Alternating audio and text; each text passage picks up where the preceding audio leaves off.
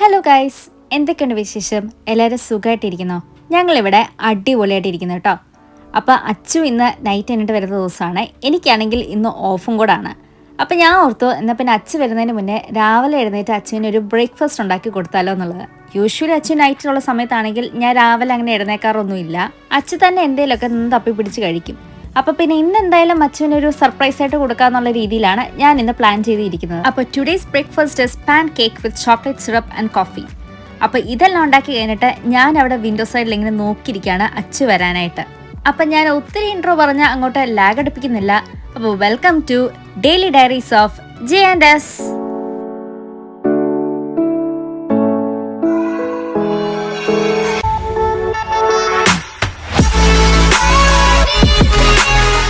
വിൻഡോയുടെ അവിടെ ഞാൻ അച്ഛനെ നോക്കി ഇങ്ങനെ ഇരുന്നപ്പോഴത്തേക്കും അച്ഛൻ എന്നെ കണ്ടപ്പോഴത്തേക്കും അച്ഛൻ ചിരിക്കാനായിട്ട് തുടങ്ങി. അങ്ങനെ നമ്മൾ ബ്രേക്ക്ഫാസ്റ്റ് ഒക്കെ കഴിച്ച് കഴിഞ്ഞിട്ട് ഇന്നത്തെ പരിപാടിയിലോട്ട് നമുക്ക് കിടക്കാം കേട്ടോ. അപ്പോൾ ഇന്നത്തെ എൻ്റെ മെയിൻ പരിപാടി എന്ന് വെച്ചാൽ കിച്ചൺ മേക്ക് ഓവർ ആണേ. ഞാൻ ഇവിടെ വന്നതിന് ശേഷം കിച്ചണിൽ ഞാൻ കാര്യമായി അങ്ങനെ മേക്ക് ഓവർ കാര്യങ്ങളൊന്നും ചെയ്തിട്ടില്ല. അപ്പോൾ ഇന്നത്തെ ദിവസം ഒന്ന് ചെയ്യാമല്ലോ എന്നുള്ള രീതിയിലാണ് ഞാൻ ഇരിക്കുന്നത്. ഈ ഒരു 3 ടയർ ഓർഗനൈസർ ഞാൻ വെച്ചിട്ട് ഏകദേശം ഒരു 1-2 മാസമായിട്ടോ. പക്ഷേ ഇത് മാറ്റാനായിട്ടുള്ള സമയമായിട്ടുണ്ട്. മാറ്റാനുള്ള കാരണം എന്താണെന്ന് വെച്ചാൽ നമ്മുടെ വാഷിംഗ് മെഷീൻ ആണ്.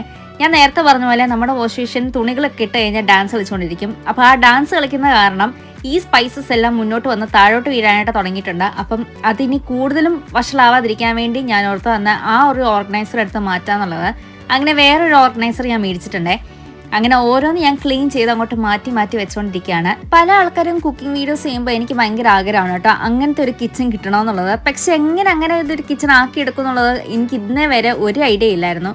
പിന്നെ ഇതൊരു റെൻറ്റഡ് വീടും കൂടെ ആയതുകൊണ്ട് ഇവിടെ എനിക്ക് പണിയാനായിട്ട് വലിയ താല്പര്യമൊന്നുമില്ല. കാരണം ഇവിടുന്ന് ഷിഫ്റ്റ് ചെയ്യുന്ന സമയത്ത് എനിക്ക് നല്ല 8ൻ്റെ രീതി പണി കിട്ടുമെന്ന് എനിക്കറിയാവുന്നതുകൊണ്ട് ഞാൻ അങ്ങനത്തെ പരിപാടിക്കൊന്നും പോയിട്ടില്ലായിരുന്നു. പിന്നെ നമ്മൾ ഏതൊരു സ്ഥലത്ത് താമസിച്ചാലും നമ്മുടേതായ രീതിയിൽ ആ ഒരു വീട് മാറ്റിയെടുക്കുമ്പോഴല്ലേ നമ്മുടെ വീട് എന്നുള്ള രീതിയിൽ നമുക്ക് തോന്നത്തുള്ളൂ. അങ്ങനെ എനിക്കൊരു വിചാരം വന്നപ്പോഴാണ് ഞാൻ ഓർത്തത് എന്നാൽ പിന്നെ കിച്ചൺ അങ്ങ് മേക്ക് ഓവർ ചെയ്ത് കൊടുത്താലോ എന്നുള്ളത്. അതാകുമ്പം എൻ്റെ ഡ്രീമിൽ വരുന്ന ഒരു കിച്ചണായിട്ട് എനിക്ക് മാറ്റിയെടുക്കാനായിട്ട് പറ്റുമല്ലോ. അപ്പോൾ ഇതാണ് ഞാൻ നേരത്തെ പറഞ്ഞ ആ ഒരു സ്പൈസ് ഓർഗനൈസർ. ഇത് 4 ടയർ ആണേ. ഇത് വോളിലും ഹാങ് ചെയ്യാനായിട്ട് പറ്റും, അല്ലാത്ത രീതിയിൽ ഇങ്ങനെ വെക്കാനായിട്ട് പറ്റും. അപ്പം നമ്മുടെ വോളിൽ ഞാൻ ഹാങ് ചെയ്യാത്തതിൻ്റെ കാരണം എന്ന് വെച്ചാൽ സ്ക്രൂ കടിക്കാനായിട്ട് ആവശ്യമുണ്ട്. അപ്പം പിന്നെ ഞാൻ നേരത്തെ പറഞ്ഞ പോലെ ഇതൊരു റെൻറ്റഡ് വീടാണ്. അപ്പോൾ ഇതിനകത്ത് എന്തായാലും എനിക്ക് സ്ക്രൂ അടിക്കാനായിട്ട് വലിയ താല്പര്യമില്ലാത്തതുകൊണ്ട് ഞാൻ ഇങ്ങനെ തന്നെയാണ് വെക്കുന്നത്. ഇത് നമുക്ക് ഏത് ഹൈറ്റിലും അഡ്ജസ്റ്റ് ചെയ്യാനായിട്ട് പറ്റും. കാരണം ഓരോ റോസും നമുക്ക് റിമൂവ് ചെയ്യാനായിട്ടുള്ള ഒരു ഓപ്ഷൻ ഉണ്ട്. അപ്പം ഞാൻ എന്തായാലും ആ വന്നിരിക്കുന്ന ആ സെയിം രീതി തന്നെയാണ് ഇത് വെച്ചേക്കുന്നത്. കാരണം എനിക്ക് അതുപോലെയുള്ള സ്പൈസസ് ഉണ്ട്. പിന്നെ അതിൻ്റെ മുകളിലത്തെ തട്ടിൽ ഞാൻ ഓർത്തു മുളക് പൊടി, മഞ്ഞൾപ്പൊടി, മല്ലിപ്പൊടി അങ്ങനത്തെ സാധനങ്ങളെല്ലാം നമ്മൾ ഡെയിലി യൂസിന് ഉപയോഗിക്കുന്ന സ്പൈസസ് എല്ലാം മുകളിലത്തെ തട്ടിലായിട്ട് വെക്കാന്നുള്ള രീതിയിലാണ് ഇരിക്കുന്നത്. ഇത് ഞാൻ മേടിച്ചത് ഈബേന്നാണ്. അപ്പം ഇത് ആമസോണിൽ അവൈലബിൾ ആണ്. ആമസോണിൽ പിന്നെ റേറ്റ് കൂടുതലായതുകൊണ്ടാണ് ഞാൻ അവിടെ നിന്ന് മേടിക്കാതിരുന്നത്. അപ്പോൾ ഈബേയിൽ ഞാൻ കണ്ടപ്പോഴത്തേക്ക് അങ്ങനെ അവിടെ നിന്ന് മേടിച്ചതാണ്. പിന്നെ ഈ ഒരു സ്റ്റിക്കർ ഇത് തെമൂന്നാണ് കേട്ടോ മേടിച്ചത്. ഇവിടെ ഞാൻ കിച്ചൺ മേക്ക് ഓവേഴ്സിൽ ഉപയോഗിക്കുന്ന സ്റ്റിക്കേഴ്സ് എല്ലാം ഞാൻ തെമൂന്നാണ് മേടിച്ചിട്ടുള്ളത്. അപ്പം ഞാനിപ്പോൾ പ്ലാൻ ചെയ്തിരിക്കുന്ന ഈ ഒരു സ്റ്റിക്കർ ആ ഒരു ഏരിയയിൽ ഒട്ടിക്കാനായിട്ടാണ്. ആദ്യം ഞാൻ ഓർത്തത് മുകളിലും താഴെയായിട്ട് ഒട്ടിക്കാന്നുള്ള രീതിയിലാണ് ഇരുന്നത്. പിന്നെ ഓർത്ത് താഴെ ആ ഗ്ലാസ്സിന് അവിടെ ഒട്ടിക്കണ്ടെന്നുള്ളത്. കാരണം അവിടെ എന്തോ വൃത്തികേടാവും എന്നുള്ള രീതിയിലാണ് ഞാൻ അവിടെ ഒട്ടിക്കാതിരുന്നത്. അപ്പോൾ ഈ ഒരു സ്റ്റിക്കർ ഞാൻ ഒട്ടിച്ചു കൊടുക്കുന്നത് മേളിലായിട്ടാണ്. ആ ഒരു വോളിൻ്റെ ആ ഒരു ഭാഗത്തായിട്ടാണ് ഞാൻ ഒട്ടിച്ചു കൊടുക്കുന്നത്. ഞാൻ സ്റ്റിക്കർ എന്നാണ് പറയുന്നതെങ്കിലും ഇത് ശരിക്കും പറഞ്ഞാൽ ഒരു സ്റ്റിക്കർ വാൾപേപ്പറാണ് കേട്ടോ. അപ്പോൾ ഇത് ഞാൻ ആദ്യമായിട്ടല്ല ട്രൈ ചെയ്യുന്നത്. ഇത് ഞാൻ ഷെഫീൽഡിലെ കിച്ചണിലും ട്രൈ ചെയ്തിട്ടുണ്ടായി. അവിടെ എനിക്ക് അങ്ങനെ ഇഷ്ടപ്പെട്ടതുകൊണ്ടാണ് ഞാൻ ഓർത്ത് ഈ ഒരു കിച്ചണിലും കൂടെ അങ്ങനെ ഒന്ന് ട്രൈ ചെയ്യാന്നുള്ളത്. പക്ഷേ ഞാൻ സെയിം സ്റ്റിക്കറൊന്നും അല്ലായിരുന്നു മേടിച്ചത്. ഞാൻ 2 ഇടത്തും മേടിച്ചത് ഷെഫീൽഡിലെ കിച്ചണിൽ ഒട്ടിക്കാനായിട്ട് മേടിച്ചതും ഈ ഒരു സ്റ്റിക്കർ മേടിച്ചതും 2 റിമൂവബിൾ ടൈപ്പ് വാൾ സ്റ്റിക്കറാണ് കേട്ടോ. അപ്പോൾ നമുക്ക് എന്തായാലും റെൻറ്റഡ് ഹൗസിനൊക്കെ പറ്റിയ രീതിയിലുള്ള ഒരു വാൾ സ്റ്റിക്കറാണ് ഇത്. നമുക്ക് ആവശ്യമില്ലാത്ത സമയത്താണെങ്കിലും ഇത് റിമൂവ് ചെയ്ത് മാറ്റാനായിട്ട് പറ്റും. പിന്നെ ഇത് നല്ല രീതിയിൽ ഒട്ടിപ്പിടിക്കുന്നുണ്ട് കേട്ടോ. അപ്പോൾ എന്തായാലും ഇത് എപ്പോഴെപ്പോഴും ഇളകിയൊന്നും വരുത്തുന്നില്ല, അവിടെ തന്നെ അങ്ങ് ഇരുന്നോളൂ ഒട്ടിച്ച് കഴിഞ്ഞാൽ. അപ്പോൾ നല്ല രസമുണ്ടായിരുന്നു ഈ ഒരു സ്റ്റിക്കർ അവിടെ ഇരുന്ന് കാണാനായിട്ട്. നല്ല ഭംഗിയുണ്ടായിരുന്നു. ഞാൻ ആദ്യം ഓർത്തത് ഈ ഒരു ഏരിയയിൽ ഒരു സിമ്പിളായിട്ടുള്ള സ്റ്റിക്കർ കൊടുക്കാന്നുള്ള രീതിയിലാണ്. പക്ഷെ പിന്നെ ഞാൻ ആലോചിച്ചു നമ്മുടെ ഹോളിൽ നിന്ന് ഡയറക്റ്റ് ആയിട്ട് കിച്ചണിൽ വരുമ്പം ഈ ഒരു ഏരിയ ആണ് ആദ്യമായിട്ട് കാണുന്നത് ആ കിച്ചണിൽ നിന്ന്. അപ്പം ഞാൻ ഓർത്തുന്ന പിന്നെ കുറച്ചൊരു ക്യാച്ചി ആയിട്ടുള്ള രീതിയിലുള്ള ഒരു സ്റ്റിക്കർ വേണമല്ലോ. അങ്ങനെ നോക്കിയപ്പോഴാണ് ഈ ഒരു സ്റ്റിക്കർ ഞാൻ കണ്ടത്. പക്ഷേ ഇതെനിക്ക് ഭയങ്കരമായിട്ട് ഇഷ്ടപ്പെട്ടു. ഇത് ഹോളിൽ നിന്ന് നമ്മൾ കിച്ചണിലോട്ട് കയറി വരുന്ന ആ ഒരു ടൈമിൽ കാണാൻ നല്ല രസമാണ്. പിന്നെ ഡേ ടൈമിൽ കാണുകയാണെങ്കിൽ പ്രത്യേകിച്ച് പറയണ്ടല്ലോ, ആ ഒരു വെട്ടം കൂടി അടിക്കുമ്പോഴത്തേക്കും കിച്ചൺ കാണാൻ നല്ല അടിപൊളിയായിരിക്കും. അങ്ങനെ ഈ ഒരു ഏരിയയിൽ ഞാനിപ്പം ഏകദേശം മോഡിഫൈ ചെയ്ത് കഴിഞ്ഞിട്ടുണ്ട്. ഇനിയിപ്പോൾ എനിക്ക് വേറെ മോഡിഫിക്കേഷൻസ് ചെയ്യാനുള്ള കുറച്ച് റീഅറേഞ്ച്മെൻറ്റ്സ് ഉണ്ട് കേട്ടോ. നമുക്ക് ഓവൻ്റെയും കെറ്റിലും മിക്സിയുടെ ഒക്കെ പൊസിഷൻസ് ഒക്കെ ഒന്ന് മാറ്റാനായിട്ടുണ്ട്. അപ്പം പ്ലഗ് പോയിന്റ്സ് നമുക്ക് കിച്ചണിൽ ഭയങ്കര ലിമിറ്റഡ് ആയിട്ടാണ് ഉള്ളത്. അപ്പം അതിൻ്റെ അനുസരിച്ചിട്ട് വേണം ഓരോ നമുക്ക് വെക്കാനായിട്ടുള്ളത്. ഇതും ഞാൻ തെമൂന്നാണ് മേടിച്ചത്. പക്ഷേ ഇത് ഞാൻ ഒരിക്കലും റെക്കമെൻഡ് ചെയ്തില്ല. കാരണം ഇത് അവർ പറഞ്ഞത് ഭയങ്കര ഹെവി ആയിട്ടുള്ള പ്രൊഡക്ട്സ് ഹാങ് ചെയ്യാൻ പറ്റുന്ന ഒരു രീതിയിലുള്ള ഒരു സ്റ്റിക്കർ ആണെന്നാണ്. പക്ഷേ ഹെവി പ്രൊഡക്ട്സ് പോയിട്ട് പോലും ഒരു മീഡിയം രീതിയിലുള്ള വെയിറ്റ് ഉള്ള പ്രൊഡക്ട്സ് പോലും ഇത് ഹാങ് ചെയ്ത് നിൽക്കുന്നില്ല. ലൈറ്റ് വെയ്റ്റഡ് ആയിട്ടുള്ള പ്രൊഡക്ട്സ് മാത്രമേ ഇത് ഹാങ് ചെയ്ത് നിൽക്കുന്നുള്ളൂ. അപ്പോൾ കിച്ചണിൽ നമുക്ക് രണ്ടൊരു ലൈറ്റ് വെയ്റ്റഡ് ആയിട്ടുള്ള ഒരു വോൾ ബോർഡ് ഉണ്ട്. അപ്പോൾ അത് ഞാൻ ഹാങ് ചെയ്യാന്നുള്ള രീതിയിലാണ് ഞാൻ ഇരുന്നത്. കട്ടിംഗ് ബോർഡ് വരെ ഞാൻ ഇതിനെ ഹാങ് ചെയ്യാനായിട്ട് ഇരുന്നതാണ്. പക്ഷെ അത് വരെ ഫ്ലോപ്പായി പോയി. ഇത് അടുത്തൊരു സ്റ്റിക്കറാണ്. ഇത് ശരിക്കും പറഞ്ഞാൽ ഈ പ്ലാന്റ്സിൻ്റെ ഒക്കെ ഒരു സ്റ്റിക്കറാണ്. ഇത് ഞാൻ ശരിക്കും ഗ്ലാസ്സിൽ ഒട്ടിക്കാന്നുള്ള രീതിയിലായിരുന്നു ഞാൻ മേടിച്ചത്. പിന്നെ ഞാൻ ഓർത്ത് ഗ്ലാസ്സിൽ ഒട്ടിക്കണം എന്ന് വെച്ചാൽ വിൻഡോയിൽ ഒട്ടിക്കാന്നുള്ള രീതിയിലായിരുന്നു ഞാൻ മേടിച്ചത്. പക്ഷെ വിൻഡോയിൽ ഒട്ടിക്കേണ്ടെന്നുള്ള രീതിയിൽ ഞാൻ തീരുമാനിച്ചപ്പോൾ ഞാൻ ഓർത്തുന്ന പിന്നെ വോളിൽ എവിടെയെങ്കിലും ഒന്ന് ഡെക്കറേഷൻ ആക്കി വെക്കാമെന്നുള്ള രീതിയിലാണ് ഞാൻ അങ്ങനെ പ്ലാൻ ചെയ്തിരിക്കുന്നത്. പിന്നെ ഇതാണ് ഞാൻ നേരത്തെ പറഞ്ഞ ആ ഒരു വോൾ ബോർഡ്. ഇത് ഞാൻ നേരത്തെ കിച്ചണിൽ മേടിച്ച് വെച്ചിട്ടുണ്ടായിരുന്നു കേട്ടോ. ഇത് ഓവൻ്റെ ഒക്കെ തൊട്ട് മുന്നിലായിട്ട് ഇതിരിപ്പുണ്ടായിരുന്നു. ഇത് അങ്ങനെ വീഡിയോസിലൊന്നും വന്നിട്ടൊന്നുമില്ല. അപ്പോൾ ഇതിൻ്റെ ഒന്ന് റീപൊസിഷൻ ചെയ്യാൻ വെക്കാന്നുള്ള രീതിയിലാണ് ഇരിക്കുന്നത്. ഇത് ഞാനിപ്പോൾ മേടിച്ചതാണ്. അപ്പോൾ ഇതൊക്കെ ഞാൻ തെമൂന്നാണ് മേടിച്ചത്. ഈ കിച്ചണിൽ ഉപയോഗിച്ചിരിക്കുന്ന മിക്ക ഡെക്കറേഷൻസും തെമൂന്നാണ് കേട്ടോ. പിന്നെ ഇതാണ് വേറൊരു കിച്ചൺ സ്റ്റിക്കർ. ഇത് ഞാൻ നേരത്തെ ഷെഫീൽഡിലെ കിച്ചണിലും മേടിച്ചിട്ടുണ്ടായി. ഞാൻ നേരത്തെ കാണിച്ച നമ്മുടെ ആ ഒരു പ്ലാൻ സ്റ്റിക്കർ അല്ലേ, അപ്പോൾ അതിനെ ഒട്ടിക്കാനായിട്ട് ഞാൻ ഉപയോഗിച്ച് ഗ്ലൂ ഡോട്ടാണ് കേട്ടോ. അത് അല്ലാത്ത രീതിയിൽ വോളിലൊന്നും ഒട്ടിക്കുന്നില്ലായിരുന്നു. ഈ ഒരു ഏരിയ ഞാൻ സെറ്റാക്കി എടുത്തിട്ടുണ്ട്. ഇനിയിപ്പം ഈ പ്ലാൻ സ്റ്റിക്കേഴ്സ് എല്ലാം ഞാനൊന്ന് ആലോചിച്ചിരിക്കുന്നത് മറ്റേ നമ്മുടെ സ്പൈസ് ഓർഗനൈസർ ഇല്ലേ, അതിൻ്റെ തൊട്ട് പുറകിലായിട്ട് ഒട്ടിക്കാന്നുള്ള രീതിയിലാണ്. അതാകുമ്പം ആ ഒരു ഏരിയ കാണാനായിട്ട് നല്ല രസമായിരിക്കുമല്ലോ. അങ്ങനെ ഗ്ലൂ ഡോട്ട് വെച്ചിട്ട് അവിടെ ഞാൻ ഇങ്ങനെ സ്റ്റിക്ക് ചെയ്ത് വെച്ചിട്ടുണ്ട്. ഇപ്പം ഗ്ലൂ ഡോട്ട് വെച്ച് അവിടെ ഇരിക്കുന്നുണ്ട് കേട്ടോ. ഇതെനിക്കൊന്ന് ഗ്ലാസ്സിൽ ഉള്ള ആ ഒരു രീതിയിലുള്ള മേടിച്ചുകൊണ്ടാണെന്ന് തോന്നുന്നു ഇത് വോളിൽ അങ്ങനെ ഒട്ടാത്തത്. അതുകൊണ്ടാണ് ഞാൻ ഗ്ലൂ ഡോട്ട് ഇട്ടത്.